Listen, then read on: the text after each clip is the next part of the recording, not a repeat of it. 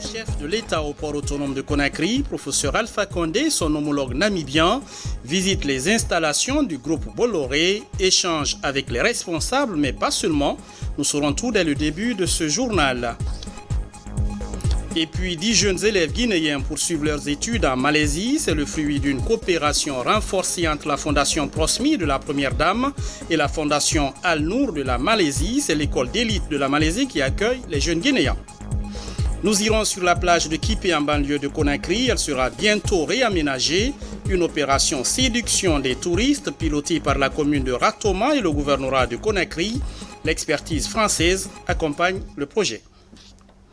Bonsoir, merci de nous choisir pour vous informer. Ce qui concentre l'attention ce soir, feuille d'audience du chef de l'État, le président Alpha Condé reçoit au palais Sékou Toureya son homologue namibien. Le défi pour les deux hommes d'État est d'intensifier les relations entre la Guinée et la Namibie. Le point avec Ibrahima Keita.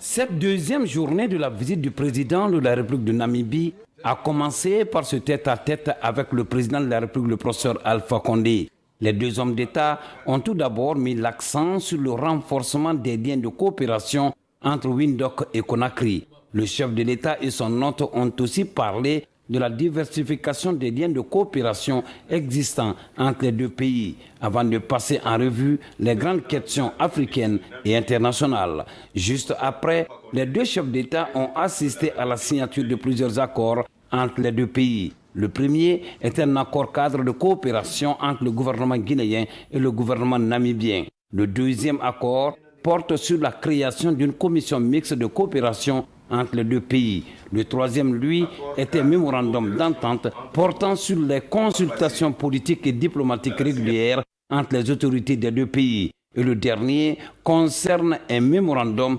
d'exemption réciproque de visa pour les titulaires de passeports diplomatiques et de services. Visiblement, la visite en Guinée du président namibien a permis aux deux chefs d'État de se rapprocher davantage en vue de renforcer et de diversifier les axes de coopération entre la République de Namibie et la République de Guinée.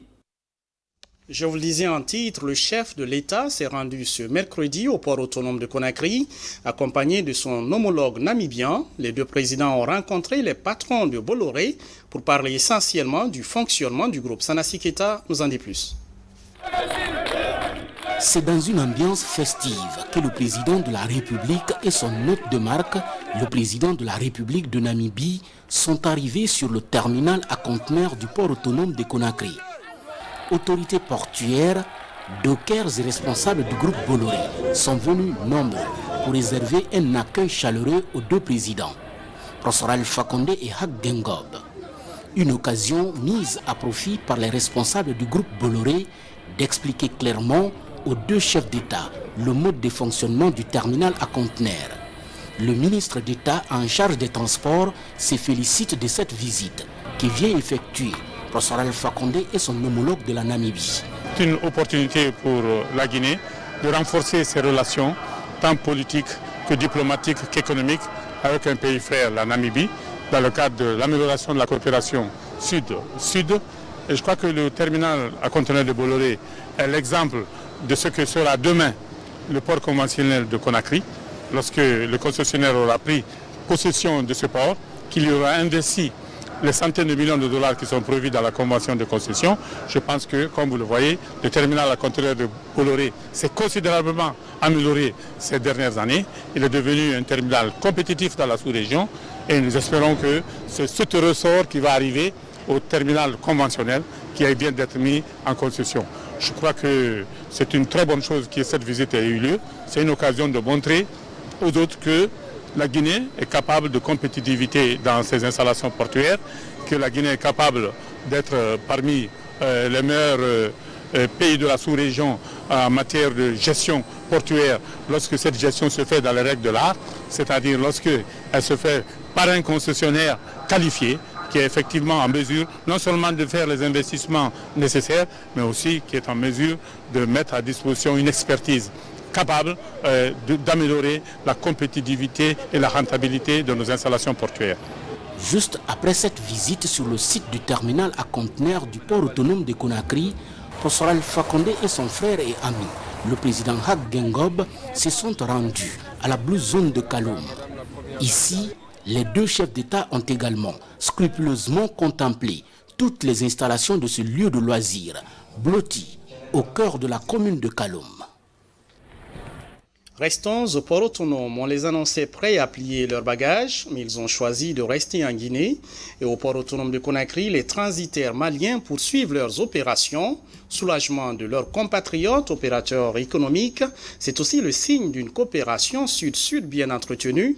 Et pour comprendre ce qui se passe entre rumeurs et réalité, notre équipe s'est rendue sur place. Témoignage en images dans ce reportage de Fodé Camara. Situé à 900 km de Bamako, l'un des avantages compétitifs du port autonome de Conakry est sa proximité avec le Mali, un pays voisin dont le trafic de conteneurs et de blé transitant par le terminal de Conakry est revu à la hausse. De 59 000 tonnes en 2017, le volume de blé malien débarqué cette année frôle les 90 000 tonnes en 8 mois d'activité qui se poursuivent sans aucune interruption. Aujourd'hui, nous voyons que de plus en plus, des Maliens s'inscrivent à venir fréquenter le port de Conakry. Et même le trafic local qui n'arrive pas à Conakry a connu un essor. Le trafic transfrontalier, Kouré-Malé, Ségri, Kankan, Bamako a plus que doublé. Donc, si la direction du port a reçu une correspondance disant que les entrepôts du Mali vont prendre plus de bagages et partir, ça c'est même rigolo. Donc nous nous inscrivons en faux. Et ce n'est pas vrai. Pour le moment, les 8 premiers mois, nous sommes à 87 000 tonnes.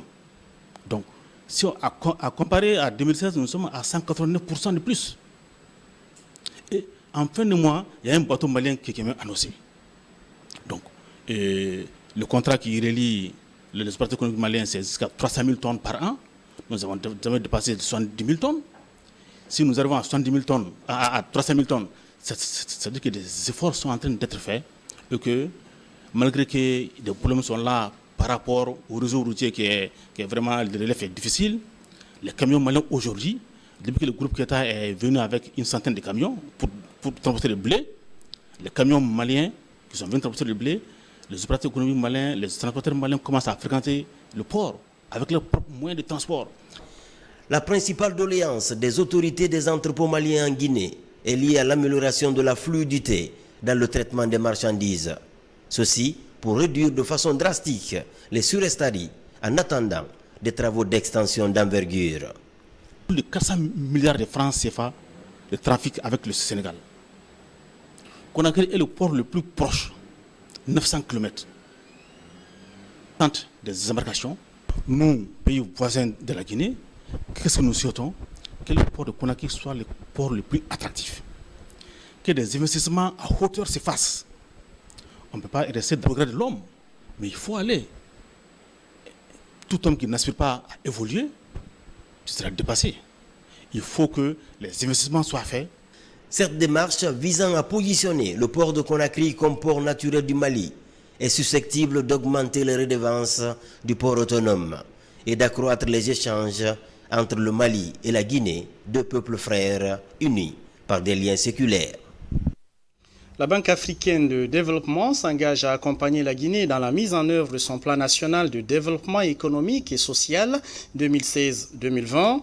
Un document élaboré par l'institution africaine et rendu public à Conakry dévoile la stratégie d'intervention du groupe de la BAD en Guinée pour les 5 années à venir. Maïmouna Bella Diallo, Sadoubari. Ce document s'articule autour de 2 piliers stratégiques: l'amélioration de l'accès à l'énergie et le développement des chaînes de valeurs agricoles et industrielles.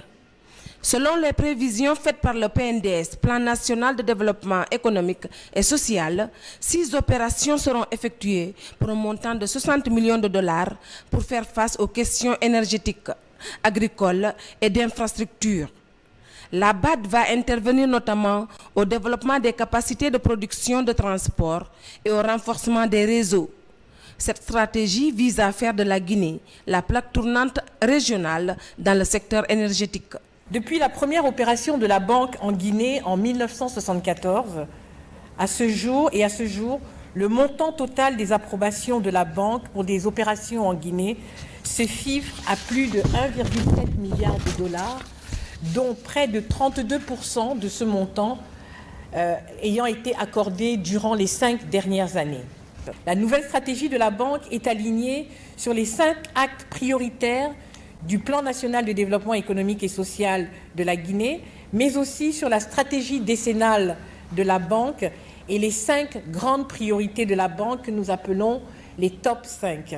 Il s'agit de l'initiative Éclairer l'Afrique, Nourrir l'Afrique, Industrialiser l'Afrique, Intégrer l'Afrique et enfin améliorer les conditions de vie des populations africaines. La stratégie prévoit également de porter à l'horizon 2022 l'accès à l'électricité, 50% au plan national, 18% en milieu rural et 65% en milieu urbain.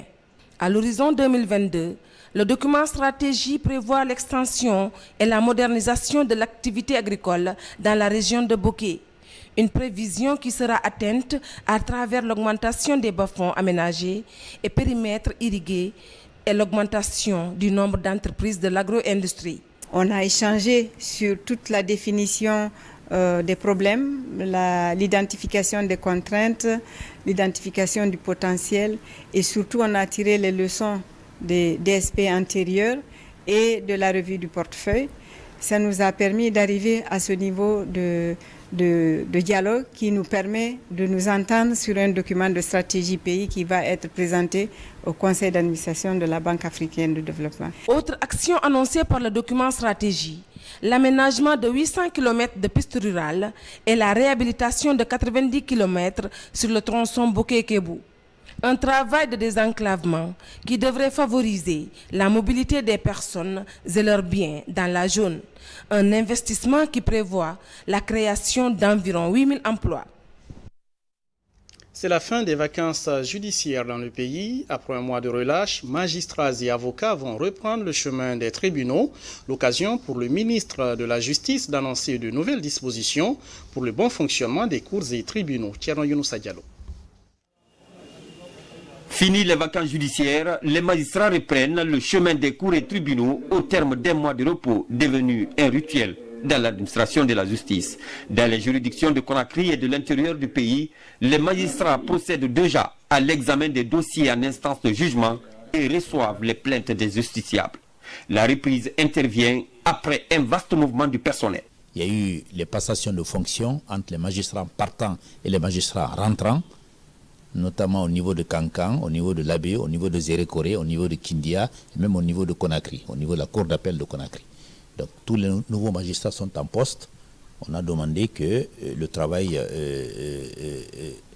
recommence de plus belle pour que l'émergence de la justice continue dans notre pays. Donc je rassure la population guinéenne, aussi bien dans les cours et les tribunaux de Conakry et à l'intérieur du pays qu'à la Cour suprême, le travail a repris, les magistrats sont à l'œuvre pour travailler et pour l'année judiciaire. Si plaît à Dieu, dans les 2 mois à venir, en concertation avec le président de la Cour suprême, nous allons faire donc la rentrée judiciaire des cours et des tribunaux. La deuxième depuis que je suis ministre de la Justice. Dans les différents services de la justice, les responsables entament la nouvelle année judiciaire avec détermination. Dans certaines juridictions, le défi est important, eu égard à la complexité des procédures judiciaires. Présentement, c'est la reprise. Les présidents de section sont là. Je suis en train de distribuer les dossiers et nous avons même commencé les audiences de référés et les audiences de flagrant délit. Nous revenons avec force, surtout la confiance qui a été placée en nous, les femmes. Si vous avez constaté, les 3 juridictions de TPI de Conakry sont gérées par des femmes.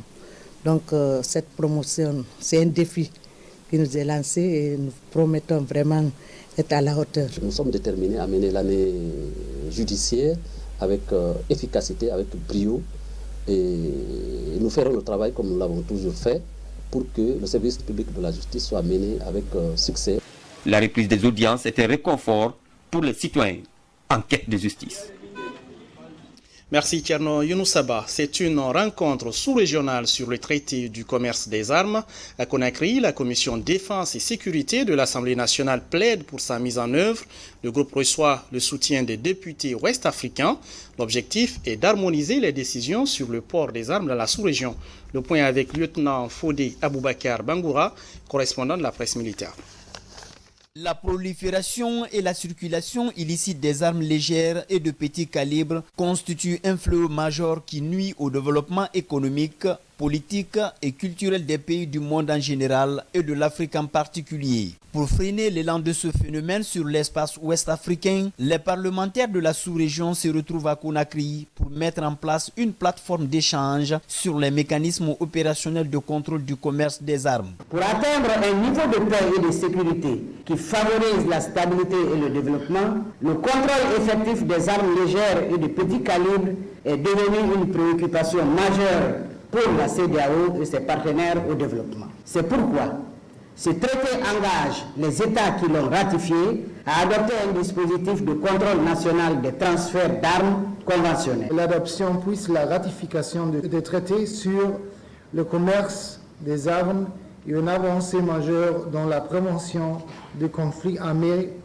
et donc dans la préservation de la paix. C'est pour cela que les commissions en charge de la sécurité doivent poursuivre leur plaidoyer, mettre à disposition du gouvernement les instruments juridiques adéquats et exercer leurs prérogatives de contrôle. Il s'agit pour cette rencontre de créer un cadre de coopération, d'assistance et d'échange entre ces commissions parlementaires afin d'influencer la mise en œuvre effective du traité sur le commerce des armes. Établir des normes internationales communes visant à réglementer le commerce international des armes est de toute évidence le pari à gagner dans le combat contre la menace à la paix et à la sécurité internationale.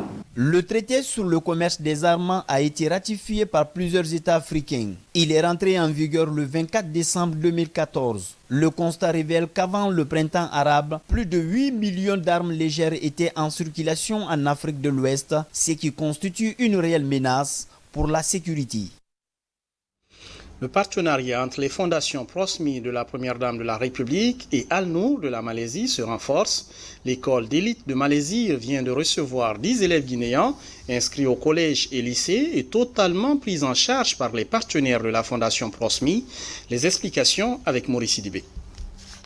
Ces 10 enfants guinéens accueillis à l'aéroport international de Kuala Lumpur vont étudier désormais à l'école IMAS, International Modern Arabic School de Malaisie. Ces enfants sont accompagnés par une délégation de la Fondation Prosmi de la Première Dame de Guinée. J'avoue que en Guinée, nous battons pour améliorer l'éducation des enfants. Et ce que j'ai vu ici, c'est vraiment l'excellence, les conditions pour créer l'excellence. Depuis le logement des enfants, les conditions qui sont créées pour eux, à l'école, les laboratoires, les salles de classe, les programmes d'études, l'accueil, je suis comblé de joie. Mais ce n'est pas fortuit, c'est parce que quelqu'un a fourni de l'effort. Donc, je loue encore une fois de plus les efforts de Madame Kwandé Guéné pour tout ce qu'elle fait pour l'éducation et c'est des programmes de ce genre que nous cherchons. Parmi ces 10 enfants, certains sont issus des familles démunies, d'autres sont des leaders dans leurs écoles d'origine en Guinée. Avec niveau collège et lycée, ils vont suivre des formations jusqu'à l'obtention des diplômes universitaires. Cette école d'élite a une capacité d'accueil de 1700 élèves de 50 nationalités à travers le monde. Ils sont mis à la disposition de la Fondation Al-Nour, propriétaire de cette école, en présence des autorités de l'ambassade de Guinée en Malaisie.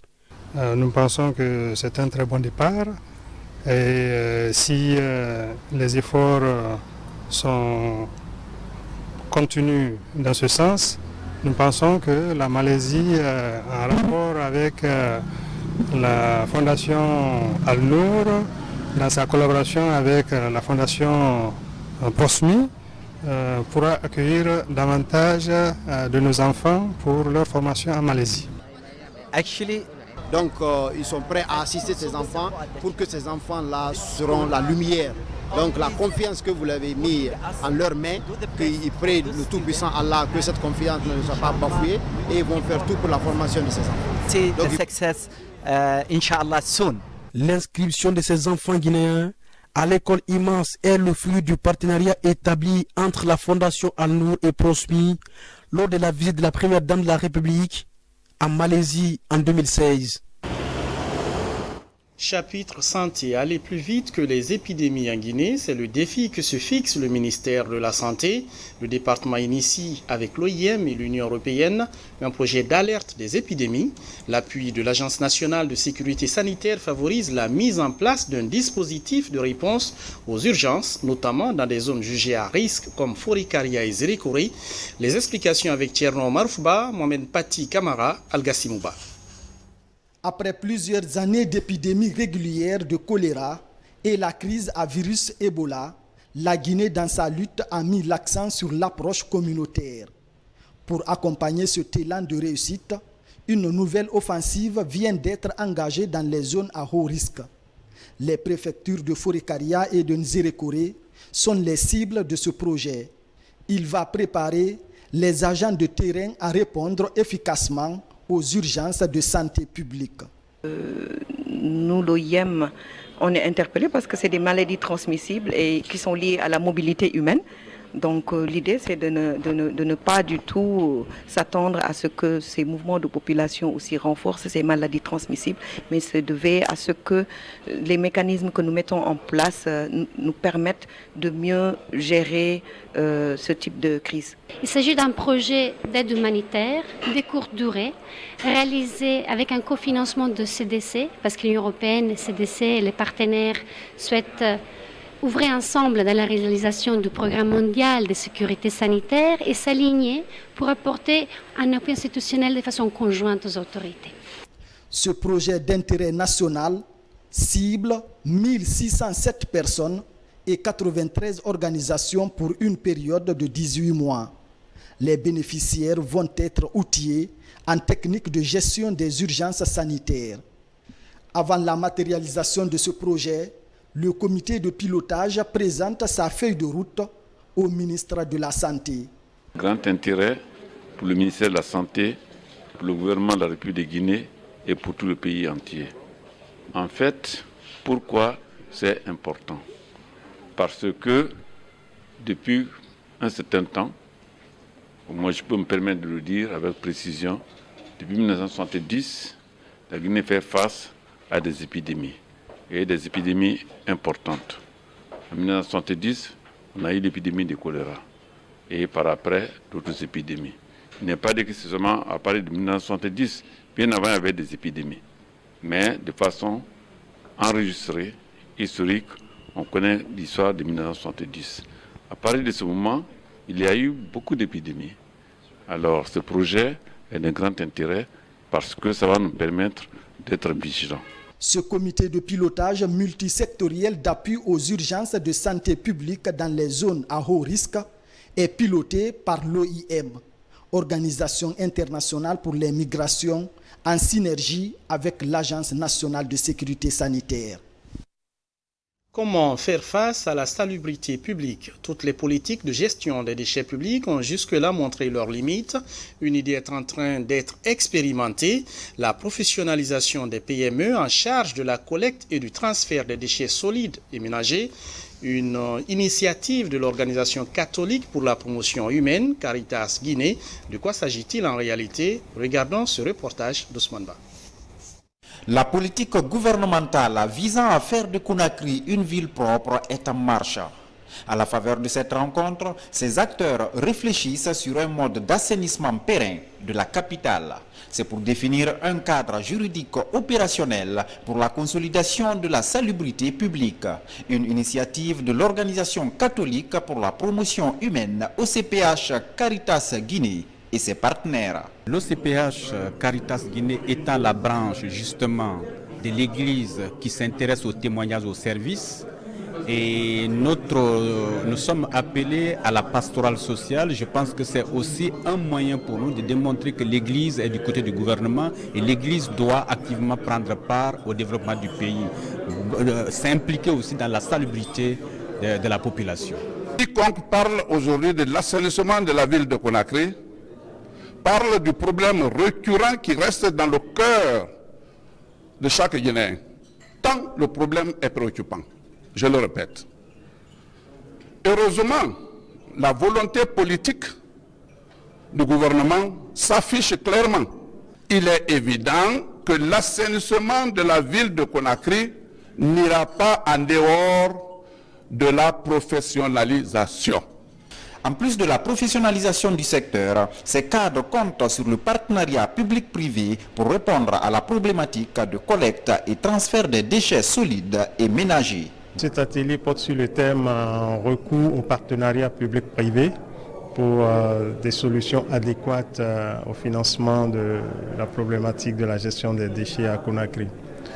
Donc l'objectif visé par cet atelier est de réfléchir avec les acteurs du secteur de l'assainissement pour identifier des pistes de financement pérennes pour l'amélioration du deuxième maillon de la filière, c'est-à-dire la collecte et le transfert des déchets. La question de salubrité doit être l'affaire de tous pour garantir la santé publique. Déjà, le gouvernement a pris le devant en décrétant le dernier samedi de chaque mois comme jour d'assainissement à Conakry. Et puis notre rubrique La Guinée en bref, une compilation de l'actualité nationale commentée par Moussa Komara.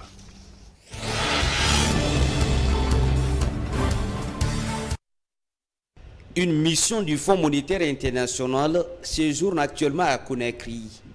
L'objectif de cette mission est de faire le point sur le programme économique et financier soutenu par la facilité élargie des crédits. Il s'agit d'examiner les ministères économiques, les critères de performance économique budgétaire de la Guinée, mais aussi regarder de près les perspectives du second semestre. La mission va s'étendre du 18 septembre au 1er octobre 2018. Voici désormais le visage du ministère des Affaires étrangères et des Guinéens de l'étranger. Le bâtiment principal entièrement rénové et rééquipé. Après un tour dans les différents bureaux et couloirs du département, le ministre Mamadi Touré apprécie la qualité des travaux effectués. Ce geste est du réseau des chambres d'experts département Afrique de l'Ouest en Guinée. Et en plus de cette rénovation, cette structure d'aide humanitaire basée en Belgique prévoit la construction de 20 centres de santé et 20 écoles d'ici 2020. 20 centres de santé, 20 écoles primaires. On va tout équiper. Mais on va discuter au niveau du centre de santé avec le ministère de la Santé, les sites, ainsi de suite. On travaillera ensemble par rapport à cela et avec le ministère de l'Éducation aussi, on travaillera en fonction de ça. À l'Abbé, les acteurs chargés de protection des enfants s'approprient les stratégies de lutte contre la traite des personnes. Au nombre de 30, ils viennent des ONG de défense des droits de l'homme, de la gendarmerie, de la police et du ministère de l'Action sociale. Au total, 2 documents stratégiques font l'objet de vulgarisation. L'opération est pilotée par le Comité national de lutte contre la traite. Et ce document fait un peu l'évaluation de tout le système que nous développons pour la prise en charge des victimes. Concernant la prise en charge psychosociale, la prise en charge judiciaire, l'accompagnement judiciaire que nous offrons aux victimes, mais aussi la prise en charge en termes nutritionnels, surtout des enfants que nous interceptons.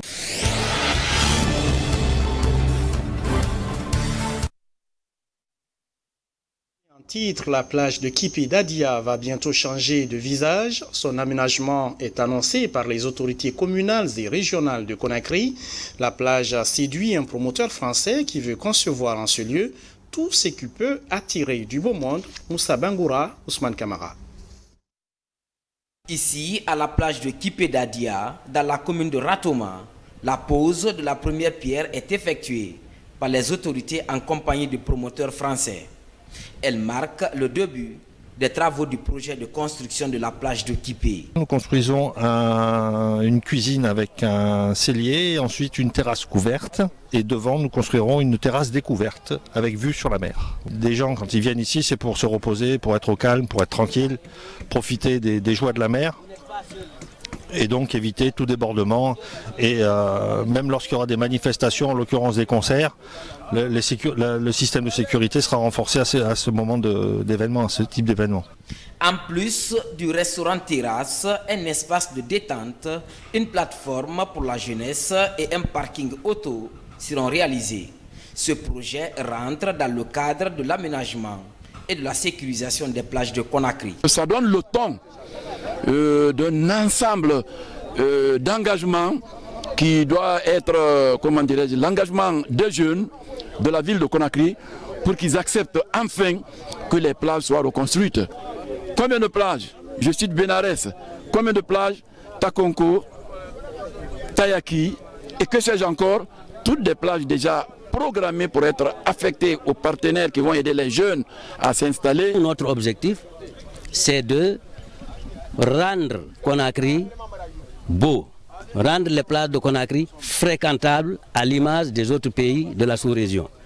Nous savons que l'État ne peut pas s'occuper de tout. Voilà pourquoi on a fait appel aux investisseurs privés pour nous accompagner dans l'accomplissement de ces projets.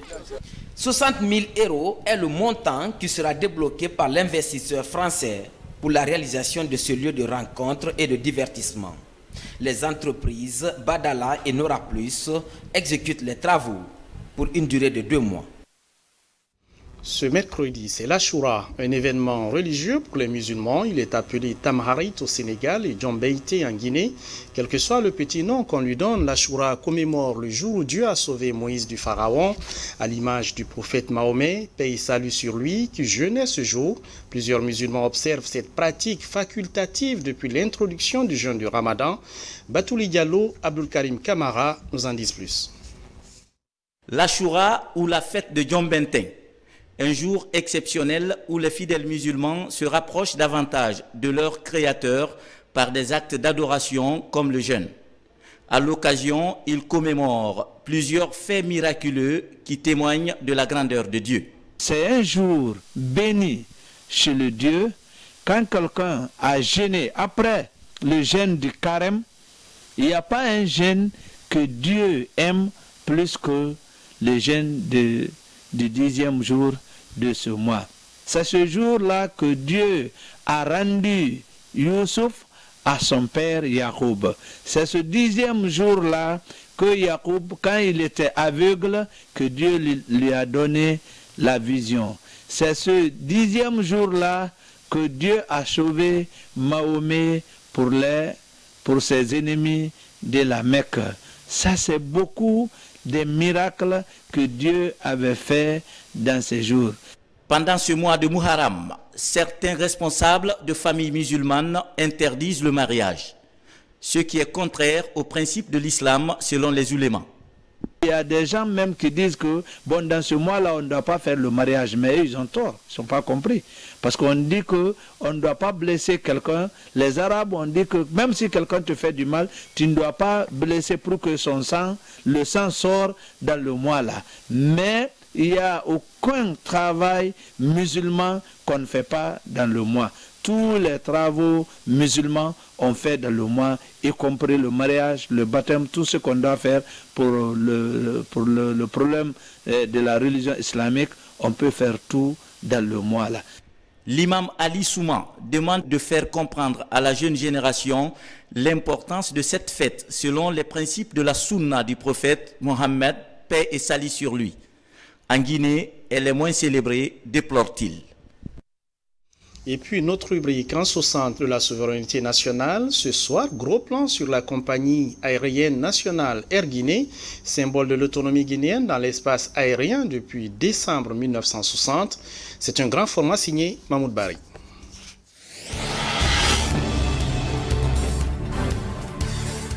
Après la proclamation de l'indépendance en 1958, la Guinée, pour jouir pleinement de son espace aérien, a mis en place une compagnie aérienne nationale. Des pays amis comme la Tchécoslovaquie d'alors et l'ex-Union soviétique aident à la création le 30 décembre 1960 d'Air Guinée. Les premiers équipages sont aussitôt formés pour garantir l'autonomie de la flotte rouge, jaune, vert.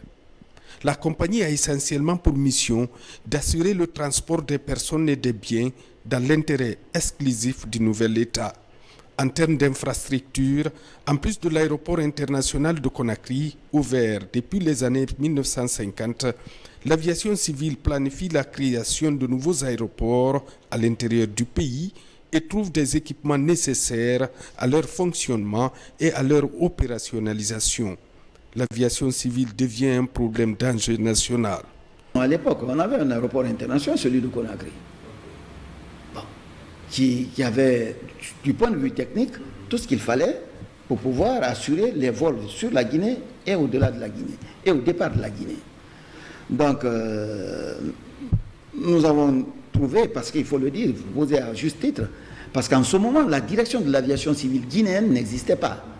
Elle n'a été créée qu'en 1960. Mais les avions venaient et les avions partaient de la Guinée et à partir de l'aviation. Et donc, le ministère des Affaires étrangères, dès l'accession du pays à l'indépendance, a su quelles sont les conventions de base auxquelles le gouvernement devra rapidement adhérer pour avoir la totalité de sa souveraineté. Alors vous savez, c'est inutile d'en parler, les premiers actes forts, au 1er novembre 1958 déjà, l'armée guinéenne, et très rapidement, nous aussi, disons, le secteur de l'aviation. La Guinée va élargir davantage les possibilités de l'aviation civile en mettant l'accent sur la sécurité et la sûreté dans la navigation.